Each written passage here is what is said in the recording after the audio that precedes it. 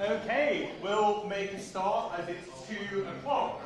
Hello and welcome to Security Management and Methods for those of you on 5501 and Security Management for those on 4501. We will live with both those codes. Sometimes there's slight differences in terms of assessment and strategy, but I will be going through that anyway. So it's really great to have a new cohort. I like doing this lecture every single year. And this course is somewhat different to the other courses that you'll be doing either through your MSci or through the master's degree. And this is because I frame this a critical practice course. So what you will need to do is think critically about security. It's not necessarily what you know, but how you apply and think through a problem. And that will be a continuing theme across both the coursework assessments and in the examination as well.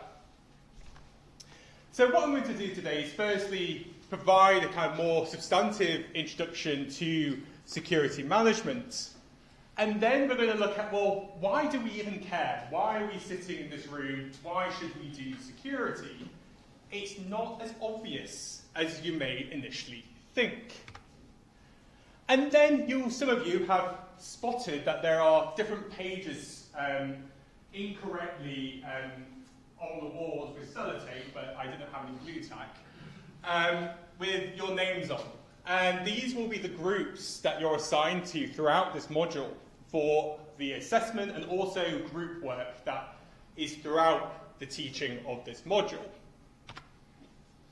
And then I'll go into some more depth about this course, which primarily looks at enterprise information security and how it becomes operationalized in an information security management system. And then we'll come to a close by really looking at the term ahead and how the different units of this module fit together. I'm sure you've seen a similar slide to this. If you haven't already, please register your attendance. So the reason we ask this, and I realise that I'm your last lecturer for most of you in the room this week, but otherwise I get lots of notifications asking me where has X been. And despite my real efforts, I do take a while to learn your faces, and it takes me a while to work out who has and hasn't been here. So it's just mainly for my own work. It's not necessarily for you. It's up to you. In my view, you want to attend. But it is work for me. So if you would like to give me some time back, please do this. And that you can do that in various ways. So on the side panel on the Moodle page, there's an attendance monitoring for quick access. And then you've got the classic QR code, which we probably shouldn't be sharing, but in many senses, I will move on from this. So, as you know, information security, cyber security is a vastly changing and evolving space, albeit with some really core and common attributes that really haven't changed over the past 30, 35 years. And I'll be going over some of the commonalities despite the constant news cycle of this today. So we can look at, for example, the flight delays that were caused by supply chain contractor that grounded quite a few European flights a couple of weeks ago. We can also think of what's been happening at Jaguar Land Rover. Clearly something very badly has happened if you've not seen that case where ransomware was able to go right across their network very, very quickly with very little, it appears, network segmentation. And then we've got other things that have happened over the summer. Co-op and M&S in the UK, disrupted supply chains. The government got involved with the cooperative in particular because the co-op is sometimes in remote parts of Scotland the only store by which you can buy food. So it became a quite significant intervention for government that didn't really reach the national picture, but required some important incident management response in the case of the co-op. And then some of you have eaten my chocolates. This is a really classic example of why we do security. So you accepted that you're in a room where you feel secure enough and you would trust me to be able to eat a chocolate. But not just that, it's wrapped in a certain way, with a certain process, by which you trust that I've not contaminated your food. I could have, so if I was malicious, I could have secretly put some ingredient in there and you would all be suffering immensely right now. But we just have to trust in security. So one of our jobs as information security practitioners is make people feel that they can eat chocolates and not have to worry. I realise that's a really cheap way of getting you to eat chocolate, but it really signifies some of the problems that we have within cyber and information security. We expect people to question constantly, and it's not cognitively feasible. I have to rely that this is being produced according to regulations. I don't know how you make millions of chocolates every single year, but I trust that by buying this, I'm not going to get sued by the institution for saying I've committed some sort of malpractice if you all go away with salmonella. So, what we're going to be doing throughout the module is really understanding in the terms of critical analysis, how do we cope with management in enterprises and elsewhere? So, in what scenarios is it okay to ask someone to provide information, or for them to judge whether information should be provided? And how do we critically analyse the load by which we're giving people and different technical systems together? And then that means that we can propose, well, what type of effective measures might we want to make? Is it that actually certain types of machine learning, AI, are going to help us? Or does it introduce new vulnerabilities into our systems? And then we're going to really compare those two things together. And for those of you doing 5501, this also equally applies to research methods. And we're going to say, well, how effective are they? What's the evaluation of those different techniques that we're going to learn in this module? What does it mean to say that this is good security or not? And it's also about our professional ethics as well. So for me, the reason why I've designed this course as a critical practice module is because I could teach you all about standards, and you would go away and not be able to implement them in real life. You wouldn't have the skill set, and you wouldn't necessarily understand some of the real tensions that exist within information security. It's not just about applying a technology. And that's why Chris Mitchell in the induction said this is the most important taught component of the entire information security degree, whether you're doing it for MSci or the Masters. So this is why it's different. We don't focus on technology in this module. It's there, it has to be, but it's about how does it provide certain types of security. There isn't a security that's provided. And the reason that you're in groups is because it's about having conversations. It's about being challenged about your prior opinions. And myself, every year someone gets me to think, which I always find really interesting. And then how do we apply that in real settings? And it's in quotation marks because we're still in a lecture theatre, so it's a very limited amount that I can do in that regard. So it's about how, when, and why information security occurs in the first place.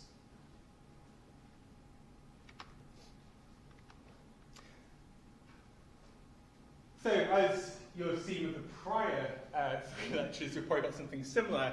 But just to quickly go through the rubric, each lecture is 3 hours. And I'll treat this as 3 separate lectures as much as possible. Sometimes it overflows slightly. So that means we'll have breaks roughly at 10 to the hour to try and make sure that we are able to keep going and my voice doesn't die. I haven't lectured since last December, so my voice also needs recovery. Any questions before we move on to the substantive part of today's lecture?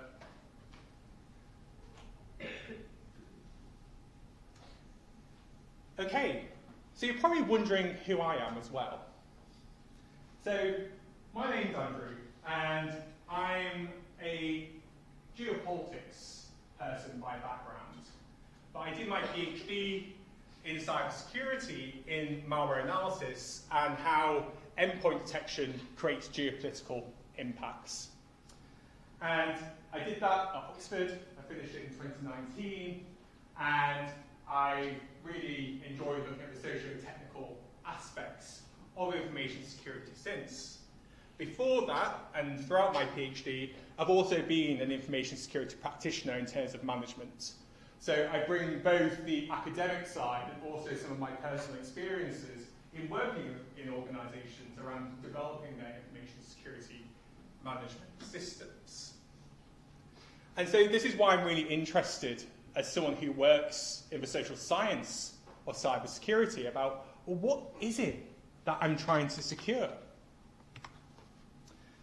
So today what we're going to do is look at the different key approaches to information security management and develop an idea of, well, how might we manage that in terms of security. And every lecture I'll do a mapping, which I'll normally skip through, but it just helps you map each lecture to the core learning objectives of the module. So today it's doing that comparing and critical evaluation piece. So, I was unable to source post-its today at Waitrose and the Union shop, so I was a bit unprepared. But at the end of the table, at the end of the desks, there are notes for you to write on. And I want you to speak with someone who's close by to you, and you have 5 minutes. What do you think 3 attributes of security are? So what would you consider 3 core attributes? And I'll give you around 5 minutes, and then we'll come back and have a conversation. So information security is defined in such a way by ISO 27000:2020. The preservation of confidentiality, integrity, and availability. Gold star for everyone who put CIA. Well done, that's really great. However, is information a distinct property?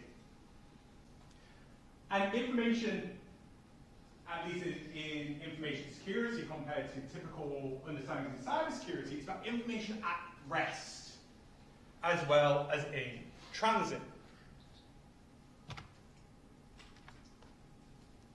And I've already said that it's more than the technology.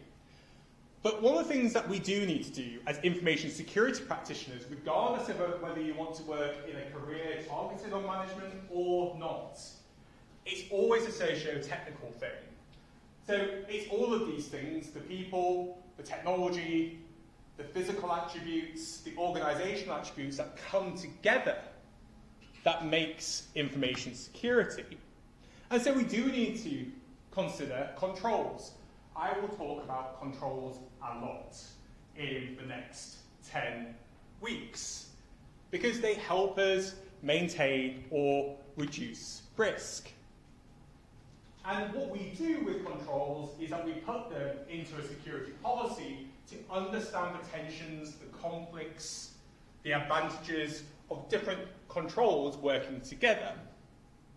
What a lot of organizations are really, really bad at is putting more and more controls into place and not really understanding what the trade-offs to that are, whether that's cost, whether that's conflict in systems, whether that's too much data being produced, or how you understand or analyze that data.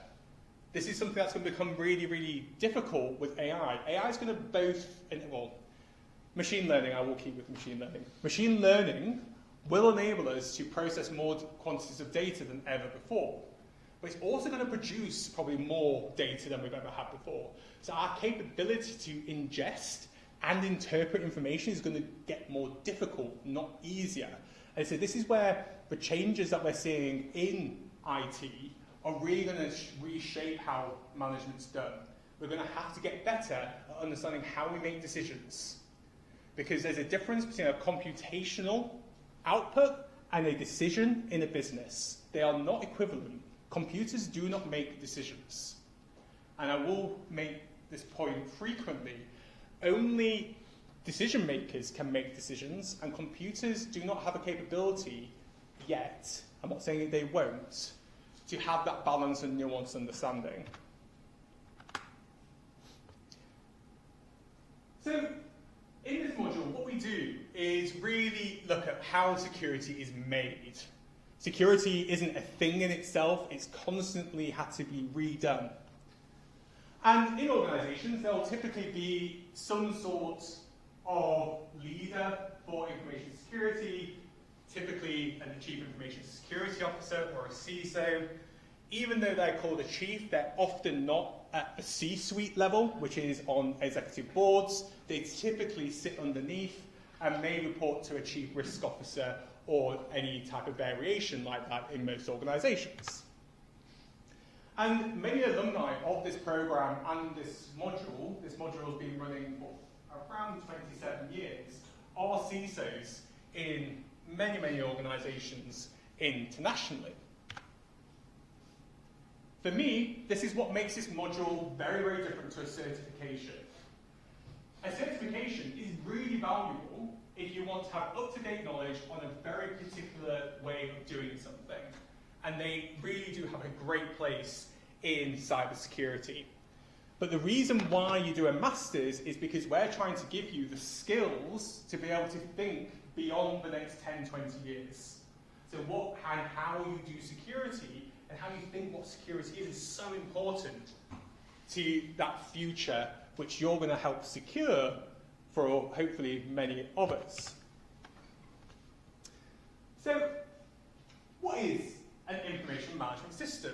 Why do we care? So going back to 27,000 to 2020, it's this policies, procedures, guidelines, different resources that come together, and how do we systematize those different elements to be able to work out how to secure an organization.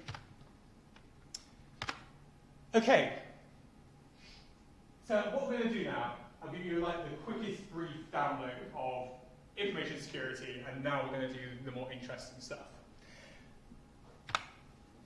So as I said at the start, you've all been allocated to a group. I did this on Excel with rand as a function, so I did not have any influence on who sits where. It is purely random. If you do have a problem with people in your group, do get in touch, and I am happy to sort that out. I'm not expecting you to all get on. I hope that you do, but sometimes life is complicated. And I'll probably need to revise these groups in a few weeks' time. The reason why there's a group 11 and a group 12 with no names on is because the university systems are quite slow, and sometimes I don't see them on my system to then allocate into a group.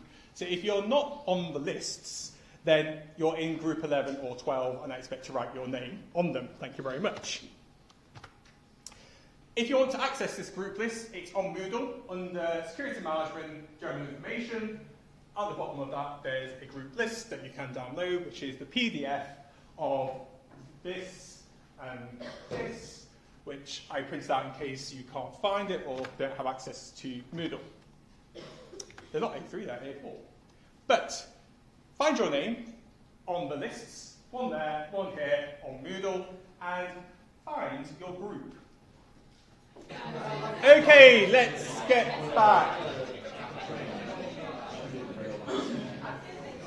So I gave you the broad introduction to information security, why we're here, and that's the kind of boring stuff somewhat out of the way, because now we get to go into the actual detail, which is why we're here. So, as I've already hinted towards, there's a real tension and a bias that exists across information security, and this is also reflected in this module. As much as we're trying to deal with multiple forms of security, the security of an organization typically looks different to the security that I want. An organization might want to earn lots of money, I might want to eat and have somewhere to live. They look very, very different, and so they're often competing. And that means that security has different objectives according to what you want to get out of it. So what are you trying to secure? And that means that there's a variety of competing interests. This is what makes information security management so difficult, because somehow, as information security practitioners, we have to resolve those tensions. So someone might be asking for one objective which is in complete contradiction to someone else's. And so how do we balance things which are impossible to achieve technically? And this is why we're not just implementers or technologists, but as someone working in information security, you're also dealing with power and politics all at once as well. So when I talk about information security management, I typically refer to organizations. So this is for me to give you a bit of background on the terminology and when I'm referring to different things. So information security management is the kind of conventional enterprise organization that you find in the ISO series of standards and the NIST cybersecurity framework and in Cyber Essentials. But this embeds a real tension in whose security are we prioritizing? Is it fair that we're prioritizing organizational security over the security of people and communities? Or of states? And how do those intermingle? And if we look at the kind of contemporary geopolitical and political debates, actually one of the things that we're seeing is actually different security objectives being talked about. So for example, if we look at what's been happening in the UK with the debate over asylum, this is a classic example of different security objectives being at play. You've got some people who claim that they've got different security interests to other people. And there's a balancing going on. That's what politics is.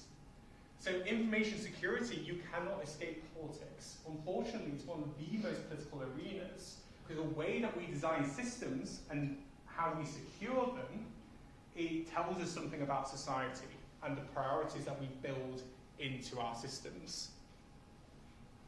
In this course, I don't take preference over a particular politics or viewpoint, but I do expect others to respect and understand why other people may have different positions on security. And this will become evident as we move through the module, where there are some difficult questions that we do have to work through. So in information security management, there are two main ways in which security objectives are understood to be achieved for organizations. The first is threat-based, and the second is objective-based. And I'll go into both of these for the next 15 minutes or so. So a threat-based approach is typically, going back to earlier where we talked about threat, is seeing a system through a potential negative application against it. So this can be against systems or people, depending on what you're focusing on. And security technologies are designed to defend against them. So the other modules in the Masters, in your undergraduate, typically will have focused on how we build security technologies to address these threats. This is how most people see security. And to prevent those threats, we have to introduce information security controls to either maintain or reduce the risk of those threats being realized. For example, encryption is used to prevent disclosure of data. Very, very simple, nothing too complicated here. And clearly, not all threats are equal. And this is why we need to build a threat model in our information security management system. However, building a threat model is really, really difficult. I'll go into some more of this about, well, which threats do you think are the most significant? Are you going to attain a quantification through cost, through impact? how are you going to work this out? And do threat models work for society more broadly? And I'll talk a bit about opportunity models at another stage.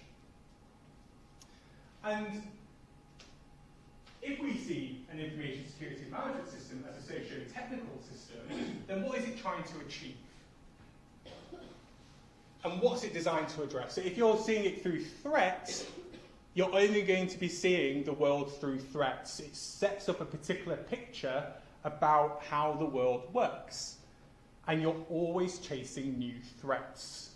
Threats are multiplying and diversifying.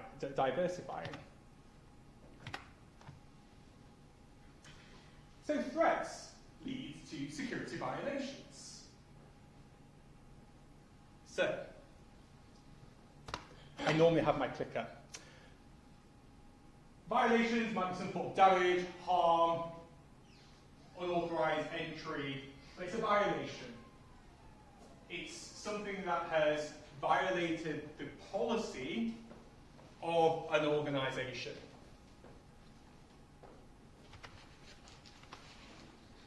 And two different threats can lead to a single violation. So, for example, we might want to talk about intercepting an email or reading an email from an unlocked screen. If the same violation is exposure of the data. The reason I've got an asterisk there is because other people would call that a man-in-the-middle attack, but we tend to use machine in the middle, despite the debates about whether that's technically correct or not. And codifying violation has got a long, long history in information security. And James Anderson identifies three main types that you may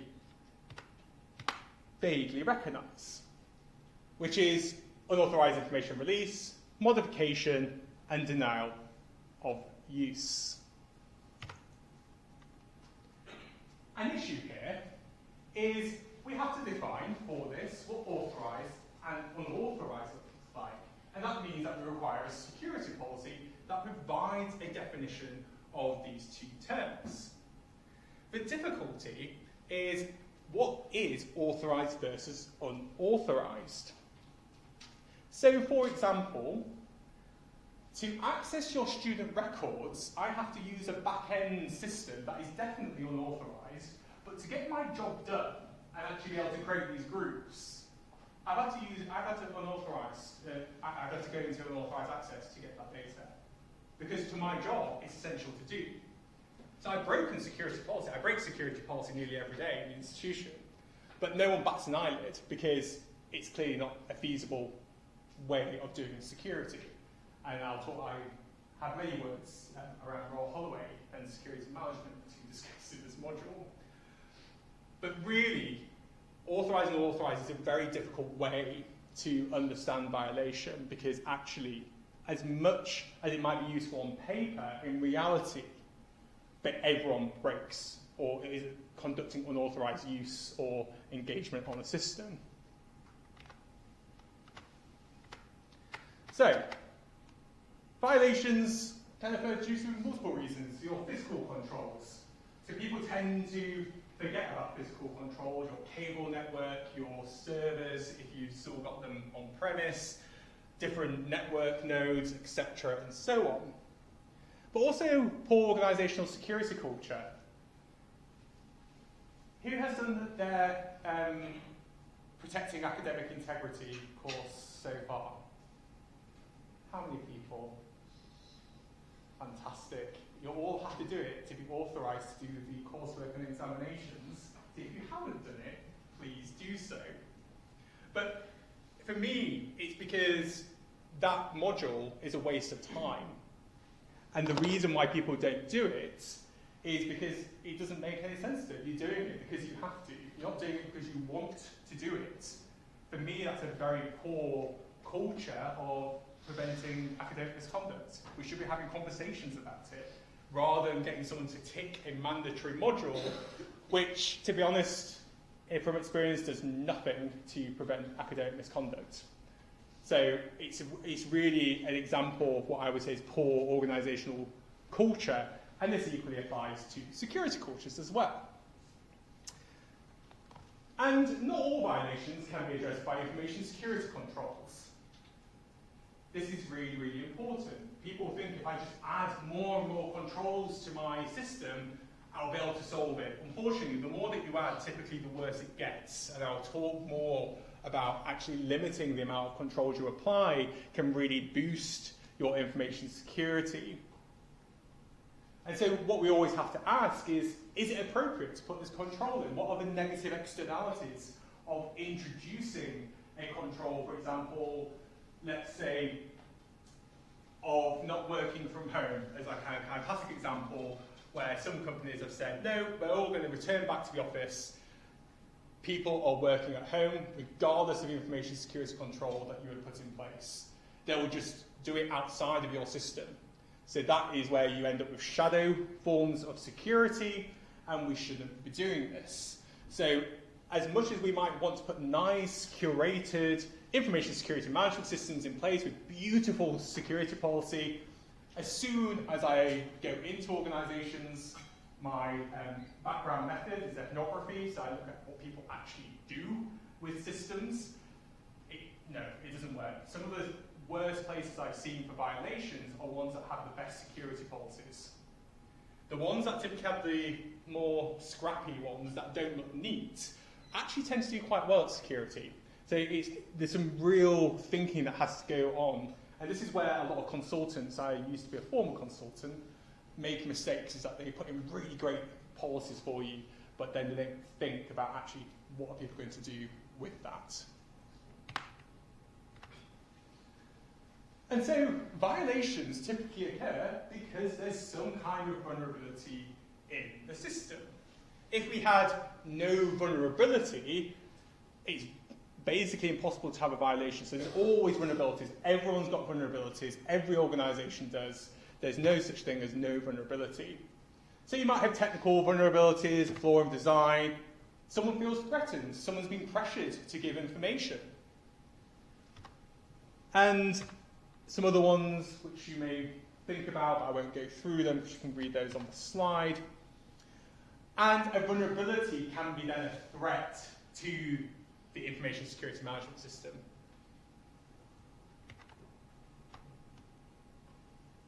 And that vulnerability has to be exploited by someone. A vulnerability without exploitation is highly unlikely to lead to a security problem. Not to say that it doesn't, I mean there are accidents and things like that, but in terms of security, no, we need someone to exploit that. And this is a controversial statement, and I still don't know whether I agree with it. This is what the common way of talking about this is that an attacker has to know that it exists. I think there's some isolated cases where, no, you don't need to know it exists, that you accidentally fall upon the vulnerability and you somehow exploit it unintentionally, but that's quite rare. In most cases, there has to be someone who's intentionally exploiting a vulnerability. They might not know it in your organization, they might know it from a different one, but you're using the same system and implementation. And crucially, they also need to be able to do it. So this is where a lot of the scare stories emerge in cybersecurity. Someone's found a vulnerability, it's potentially exploitable, but no one can do it because the constraints of exploiting that vulnerability are so narrow that it's basically never going to be done. In general, news reporting on this has got better, but there's still examples where we see a lot of people claiming that this huge system is vulnerable. Well, I might say, yeah, if you are in a cupboard that you can access something and you've got a particular type of technology that exploits it, you need someone to click something, then yes, you can do that, well done. Yes, it's a vulnerability, but it's not a vulnerability that can be exploited by capable actors. And so these people who exploit it are the active opponents of information security. They are attackers. And there are lots of them. And I won't go into a huge amount of detail on this course because I expect you to do your reading. But your insiders, this is really kind of classic geopolitical threat, but also for people who might want to steal money, embezzlement, for example. Intimate partners is another one as well. So if we're thinking about security away from organisational security, the amount of interpersonal violence against women, for instance, occurs here. So how are we designing systems to prevent that? You've got to think about your uses and cases. Then you've got your stakes, your cyber criminals, ransomware is clearly a top threat for most organisations currently. And just to return back to insider threats, these are some of the most difficult. So if you're putting in a machine learning of anomalies across your network to identify suspicious logins or access to certain types of information, how you define what normal looks like is really hard. For some people, it's easy. Their role will never access X information, we should be raising questions about it. It's for people who are regularly accessing that information, but then are probably using that maliciously, potentially.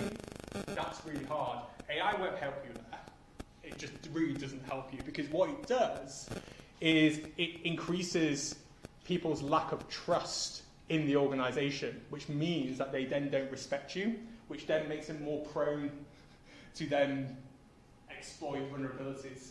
So you've got to be really aware of the types of systems that you're putting in place, because insider threats can emerge because of what we do, not in spite of what we do.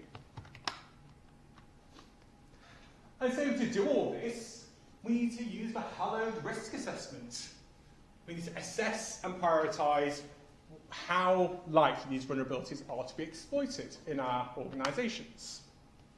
And we cannot manage all risks. So we have to make decisions over which ones we wish to prevent. This is why I say computers can't make decisions for us, because that problem is exceptionally hard and is negotiated across all levels of the organisation. There is not one place where that is clearly articulated. So you can't just ingest an organisation's data or their policies and come up with that, because that doesn't exist. There is nowhere that you can do that. And this is why, if you're doing security management, you'll be in a job for a long time, despite what's happening. There'll be changes to the role and what we do, but this is not going to be solved very easily, at least in what we see as kind of current trajectory of LLMs and particularly reinforcement learning. So we have to accept we're living with risk. Typically, if you're working in an information security practice or you're a particular risk owner, you might not make that decision. That decision might go up into the enterprise risk management and be made quite senior. So those decisions around risk aren't just ours alone, but we typically have to negotiate and implement them. And that's where our voice becomes important. So to provide a bit of summary on the threat-based approach, it's to manage the risk of threats materialising. It's very simple. And so we have to know what a violation is, how vulnerabilities lead to violations, what threat actors can exploit it, with what capability, and we use risk assessment to inform this to build a security policy. That is threat-based security policy making in a nutshell. So now we've got the second approach, which is this objective-based view. So here, rather than just focusing on the threats, we have to define what security goals our organisation has. And we've already talked about some of these already. So what properties, goals, incentives do we want to enforce? What do we want our system to achieve as an output? And compared to the threat base, which is negative, which is saying we want to stop, stop, stop, the objective-based approach is saying, well, what do we want? That's why it's a positive approach. When I use the words positive and negative, this is not me giving them a social value of whether they're good or bad. It's just saying that one is positive and one is negative. I'm not trying to ascribe a social value to those words. And the clever review did this. So the CIA tried confidentiality, integrity, and availability. This is the classic objective-based view of doing information security management. And we call it a triad because you can't have security unless you have all three interdependently working. Different controls will focus on different elements and emphases across that triad, but a collective information security management system should be trying to guarantee all components at all times across that triad. And there's constant discussions about what we should add to this triad with AI. So should we be focusing on safety? I remember a few of you talking about safety as an attribute, authenticity of the information, how robust are our models, how do we deal with interoperability across really complex supply chains of gaining that information, and a multitude of others.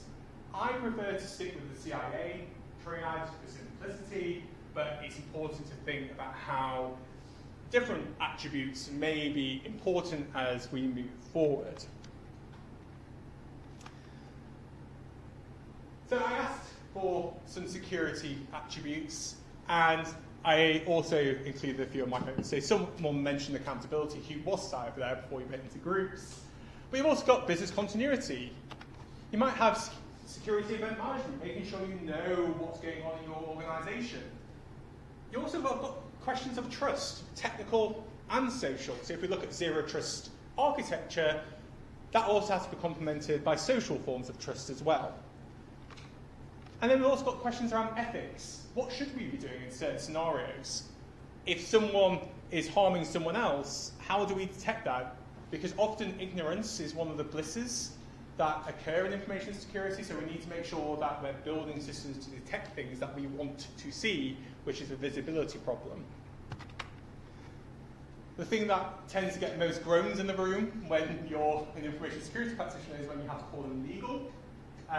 But legal compliance is useful to have from the start. Never ever start legal, anything to do with compliance without someone who is versed in legal practice, because you will hate your life later on from bitter experience.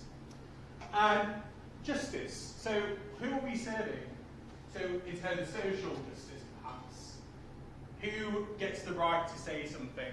What power do they get? These are really kind of big socio-political questions that we have to consider. And we will land differently on all of these questions as a group. Everyone's got a different opinion.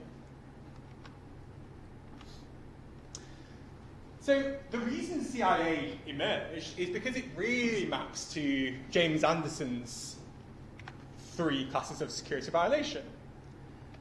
And what's useful is that focusing on objectives means that we don't have to focus on all the ways that a possible attacker can lead to a violation or can exploit a violation. This is important because, albeit some people in an organization or an external outsourced provider will focus on your attacks, when you're looking at policy development, this is far simpler. Because if you're focusing just on attacks, it's going to become really, really difficult. And there is, I think, one of still the most important papers in information security by Salzer and Schroeder, which provides a series of different principles for thinking about how to build effective information security. So economy of mechanism, making sure it's simple. We do not want complicated systems. And yes, it's from 1975, but I still think it's one of the best ways of thinking about it. Making sure that when things go wrong, we've got a fail-safe in there. Making sure that we understand what's going on. It should be open. We should not be doing security by obscurity. So we need to see what's happening in a system. You should be an attacker, in theory, should be able to see your entire system and not be able to cause a violation. Basically, no system does that, but the theory stands that that's the most effective aim. Means making sure that people don't have unnecessary privilege. This is really important when we're talking about insiders. So how do we prevent someone accessing lots of information? Going back to the example of all of your details on the system, I have access to every single student in the institution. And there's no mechanism that IT have to track or log who I look at. That is a huge problem, and I have reported it many times for not being compliant with GDPR. But the reason it's not changed is because there's not enough money in the system, right?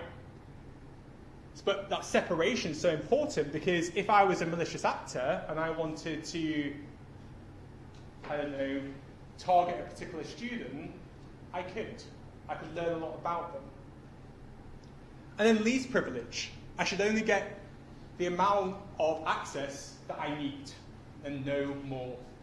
This is becoming less and less common because it's really hard to do, and people tend to need more and more access to different types of data. I would say it's still a very important principle that we should be trying to follow, because otherwise, when we give AI agents access, we should be really following this least privilege principle. Otherwise, they will be able to access everything in your organization, and if a malicious actor has any influence on that agentic AI, you're stuffed. So this has now become, I think, much more important as a principle than what it has really in the past 10 years. And then we should be making the least common mechanism. So if we're doing it one way, we should be doing it in the same way. So standardization of processes, which hopefully is common sense. Psychological acceptability is probably the one that's aged the most in terms of a language, but really we're talking about usability. So can people use the system? Do they accept it? Do they trust it? And so forth. And then how complicated is it to make it work? So are you making your IT security team work at 100 miles an hour to sustain the system? So we need to be thinking about that as well. And then we've got compromise. Recording as well, plus one more. Oh, no, we don't. It's 10. I always forget whether there's 10 or 11. And then we've got the NIST cybersecurity framework, which was updated last year. And it's got 5 different main ways of thinking about objectives for an organisation. And we'll go into a lot more depth on this framework over the next 10 weeks, which is around governance, identifying types of threat, protecting against them, detecting them, and responding to different types of threat or other types of activity. And then, how do we recover? This is becoming really important because of the increasing discussion on cyber resilience. So if we accept that every single organisation has vulnerabilities and the amount of attacks are increasing, then our ability to recover is really the only way that we sustain organisations in perpetuity. So this is where all the cyber resilience debate is really starting to sit, is around how we recover and all the systems that sit around that to sustain the recover element. So an objective-based approach is based on context. So what do you want to protect as an organisation? What do you want your goals to be? And those will differ according to individuals, communities, states, organisations. One of the increasing issues that organisations are finding is that you're ending up with both crushing on you. So you've got the state increasingly applying more and more regulation upon you, and then you've got more calls from individuals who tend to expect that they get flexibility. That makes organisational security really hard, because it's sitting between these individual desires for flexibility in doing work, and then the state is saying you can't do X because we don't want you interfacing with X state or particular organisation.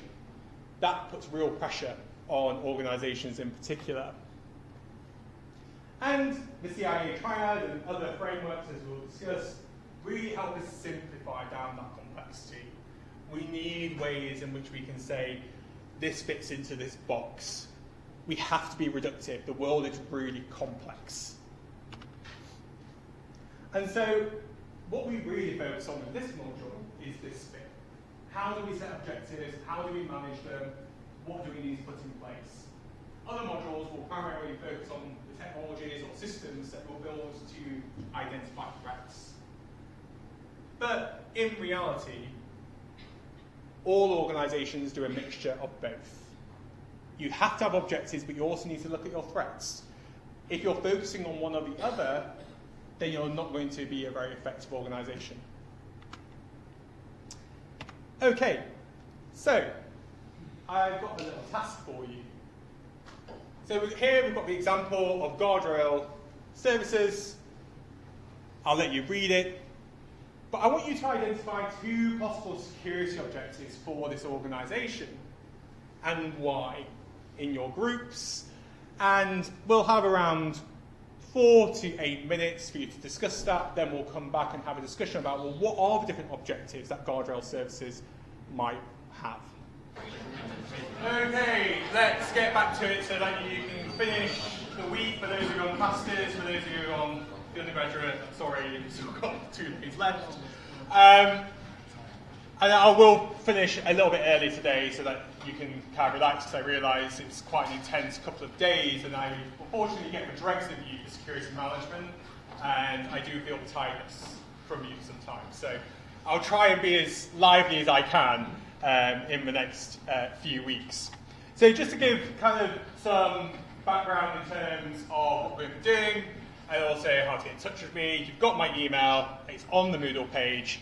And if you ever want to come and see me, my office in the Bedford building in 124. So if you go I'm not sure if I wrote that. If you go past the EPMS office, straight through the doors that are the doors of the office, I'm on that corridor. And if you do want to book a meeting with me, you can do so on the booking link, which is on the slides, and also on the Moodle page under general information. That will automatically generate a meeting. And if you want to meet with me in person, can you email me first, because I might not be on site. I'm a research active member of staff, so I often do a lot of travel, so it's just useful for me. And if it's not blocked in my calendar, I might be free, but I might not be here in Egham. And if you've not seen it already, the Moodle page is split into 2 halves, which is a kind of consequence of how this module was created. And there's 3 different sections on my side, on the security management side: general information, which you expect, all the information you need, the materials for the course, and assessment information. Importantly, under general information, you've got all these different things which we've talked about, but the important thing here is the reading. So unlike other modules which don't typically have much reading associated with them, I do set core and additional reading. Please do the core reading, because there's bits I miss out. Because security management is a huge topic, I can assess for materials in the core reading. So if you don't do the core reading, you will not have all the content that you need. This is just because the area is huge, and I have to make decisions over what gets included here and what doesn't. And please read the additional reading if you feel like you want to.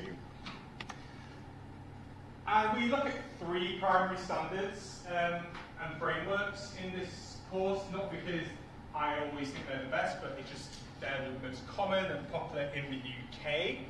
So first is the International Organisation for Standardization's 27000 series that I've already mentioned: 27000, 27001, which is your standard that you can get certified against, 27002, which is where all of your controls are based, 27005, which is risk management, and 20035, 1, 2, and 3 are your business continuity, incident management standards, and there's a lot more as well, so these are just a selection of them.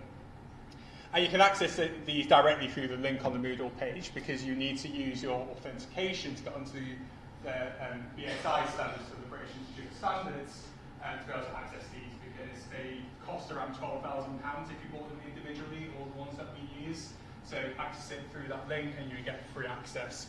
Albeit you can't download it because there's limitations over what you can do due to digital rights management. And then we've got the NIST cybersecurity framework, which I already briefly mentioned, which got updated last year, it's 2.0, and we'll also look at UK Cyber Essentials. This is a bias on the UK, but it gives us an idea of, well, some of the challenges, especially for small and medium enterprises, to do these really big standards from ISO and the complexity of NIST. And so that's why we look at Cyber Essentials in particular. So this module is assessed across 3 different assessment types. The first is a group presentation. You're already in your groups. These are the people you're going to be doing a presentation with. And this is 0 weighted. And this sounds weird, but I hate group work as an individual when it's to my degree. I hated it with a passion. So I had to get special dispensation from university to give you a 0 weighted presentation. So you must pass it, and there are minimum requirements to pass the presentation, but it's mainly to show that you can work together and you can present a logical argument. But you must pass it, otherwise you can't pass the module, and that means you can't pass the master's degree. So you have to submit. So that's a condition. It's 0%, doesn't contribute to your grade, but you must pass it. Yes. Why must pass? Is it like you just take the bullet points, or is it like percentage, even though it's not weighted?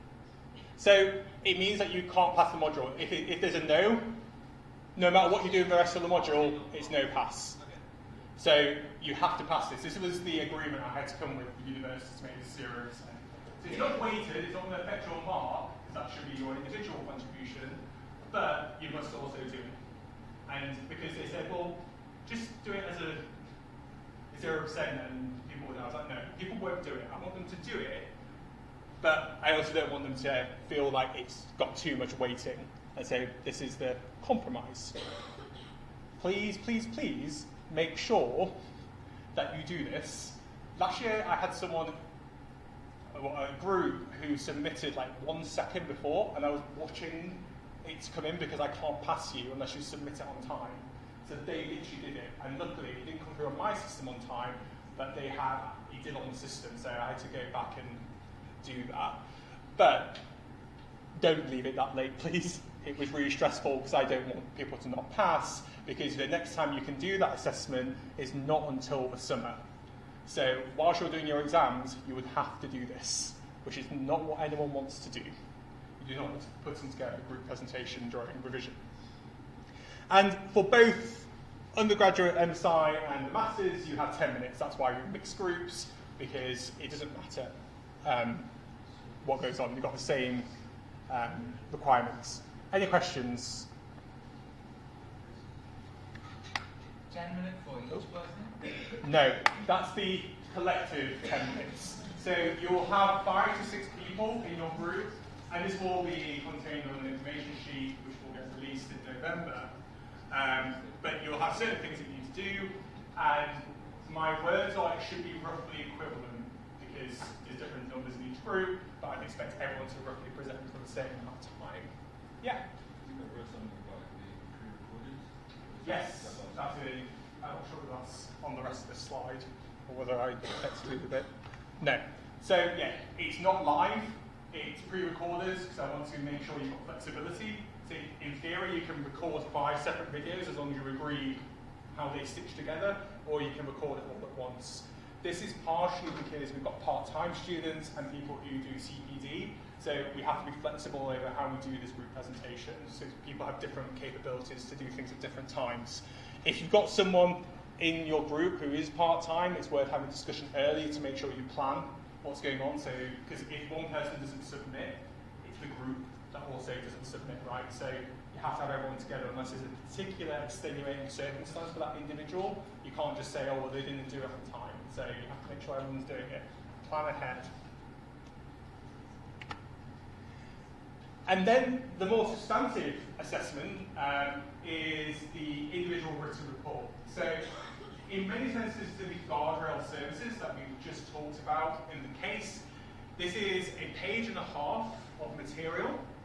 And what you need to do is, I can say it, you'll need to identify challenges and provide recommendations against this case. And depending on which module code you're on, so for MSI you'll have 1,000 words and fewer requirements on recommendations and challenges, and 2,000 words for 5501. This is complicated why it's like this, so I'm not going to go into it, but that is the distinction that there is. Yes? When is the exam? In summer or Well, voila, we're here. Just before I do move on to the examination, does anyone have any questions about the individual reports? Yes. Is the word count then minimum or maximum? Maximum. There'll be a lot more detail. I'll come to you in a moment. There'll be more details, but that excludes the bibliography, for instance, and so that it's trying to give you the maximum amount of words. They're the maximum I'm allowed to give you for the weighting of the module. So I couldn't give you any more than 1,000 words. I would have liked to, because it's actually quite difficult. So one of the challenges of the coursework is actually keeping it in the word count. And so I do try to be as flexible as I can, but it still has to be a maximum 1,000 or 2,000 words accordingly. Yes, and back. Do you know by what week we would have like that concept to start applying to our coursework? Yes, I will get to that. I'm just doing the overview of the assessments, and I'll go into detail on release dates in a moment. Anything about the actual assessment piece? Hopefully it's quite simple in that sense. And if you're on the masses, and I'm not sure whether Chris would have talked about this, but we have an examination which is worth 70% of the module mark. For 5501, this is a 3-hour exam that has both components, 50-50. So even though you're doing coursework and examination for security management, it's actually more heavily weighted towards security management than it is research methods. So this part of the course actually gets more weighting for 5501 than a simple 50-50 split. And if you're 4501, you get 2 hours of your exam. The 2-hour exam has 3 out of 5 questions. The 5501 examination for the masters has 6 questions in total, which you must answer 4 of, 2 from each side, part A and part B. Any questions after that? Great. So, as was asked, these courseworks will be released on the 12th of November during Unit 7, or Unit 6, on law and regulatory. And that will be for both, regardless of the deadline for the courseworks. And there is a very detailed sheet. One of them is around 7 pages long, really detailing out what I expect from you, the cases, etc. And it will tell you all about what to do in that. So the presentation component is due on the 3rd of December, just before this lecture. The reason I do that is because if there's anyone massively panicking, I'm definitely on site, and you can send me the video just as evidence that you have done it. And then the individual report is due 2 weeks later on the 17th, which I realise is outside of the main term. I got another special dispensation to do this. The reason being is I also need to do some coursework with you, and I want to give you the maximum amount of time, especially just post-term, to be able to do this work.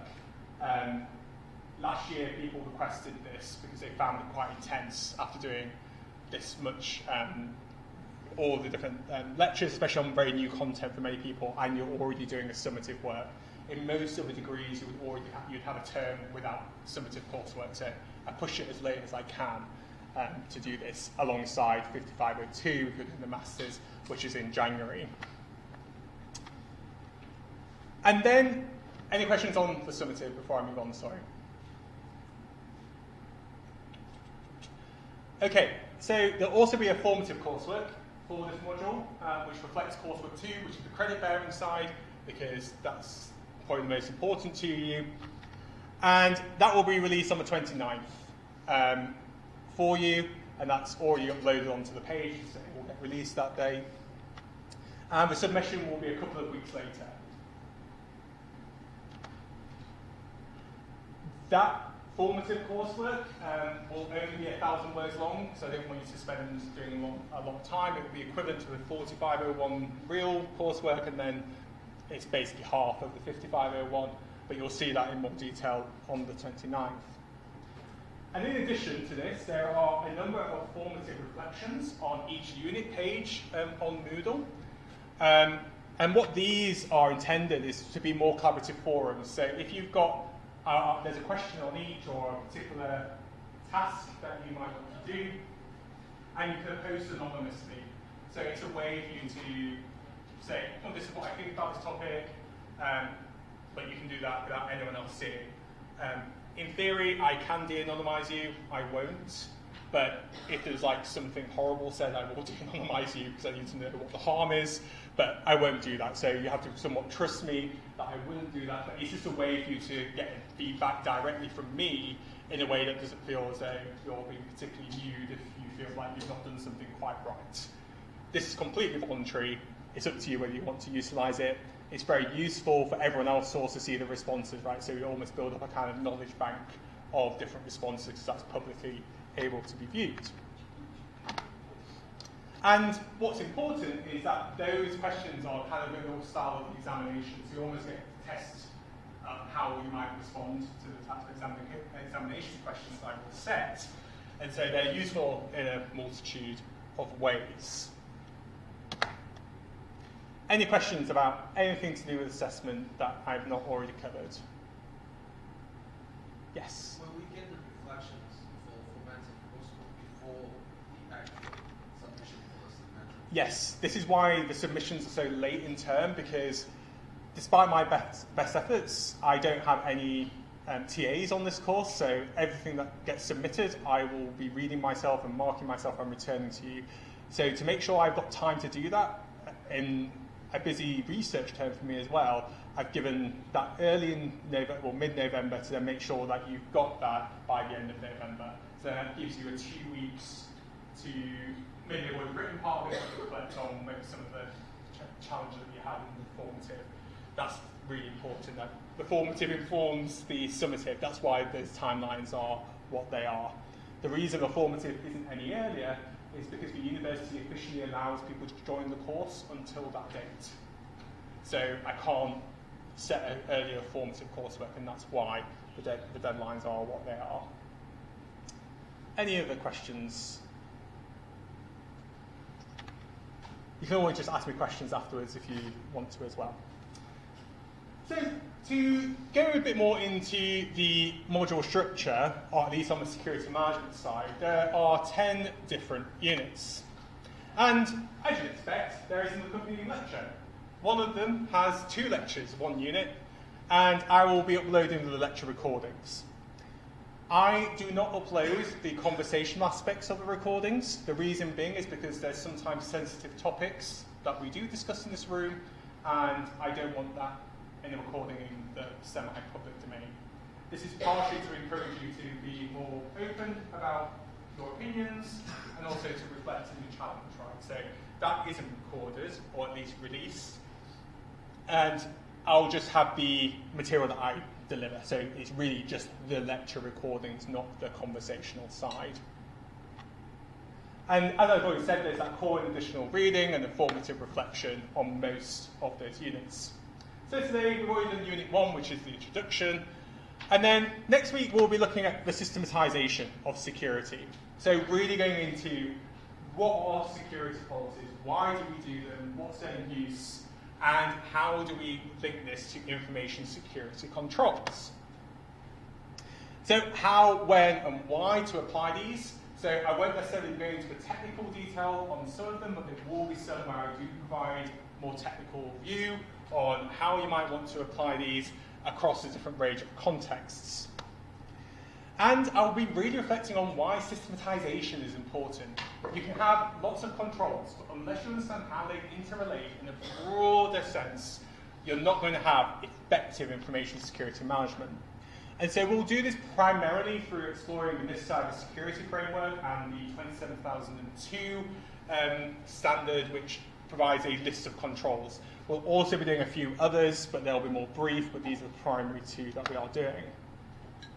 And then in Unit 3, we'll be looking at, well, what is risk and why is risk important to us? It's kind of the bread and butter of anyone who does security management. And so we'll be looking at identification, analysis, evaluation, so on, etc., and how we treat risk, which is typically through controls. And we'll look at different approaches, which include asset-based and event-based assessments of risk and how they come together in different contexts. And we'll develop a fictitious risk management strategy. And so here I'll be using ChatGPT Live to kind of craft a strategy with you and show maybe some of the limitations that actually generative AI has in this space according to when it's got all the information of a case. And so this is really to demonstrate some of the opportunities and challenges of working in this way. And then we have a guest lecture by Sabrina Klein, who is the chief group chair, if I remember. Not quite right to see up there anymore, but of the London Stock Exchange Group. And she is also the series editor for 27002 range of controls, so she was the actual one who put it together. So she is exceptionally knowledgeable about how information security standards get created, how they're used, and some of the limitations as well. She's really open about how we do information security control. In advance of this lecture, please read 27001. The reason being is because Sabrina assumes that you've read it, and if you haven't, you'll not really understand what's going on. So you really please do read that in advance of that lecture.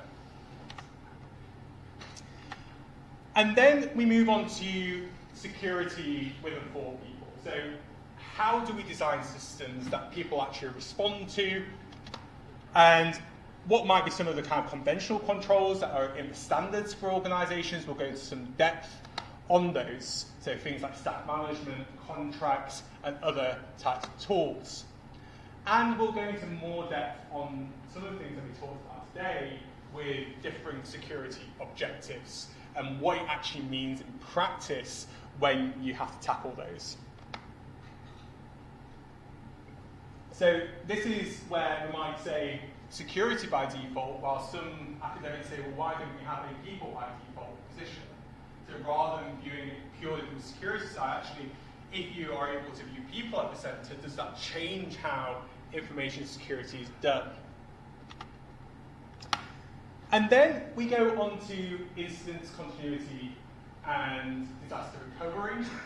And here we'll do some of the more conventional view about what does information security management do, how does it respond to incidents, how does it identify them, detect them, recover them as part of cyber resilience, and examine some of the policies that need to be exercised within that, as well as things such as tabletop exercises, live exercises, why organizations do these, and what the consequences are when we get this wrong.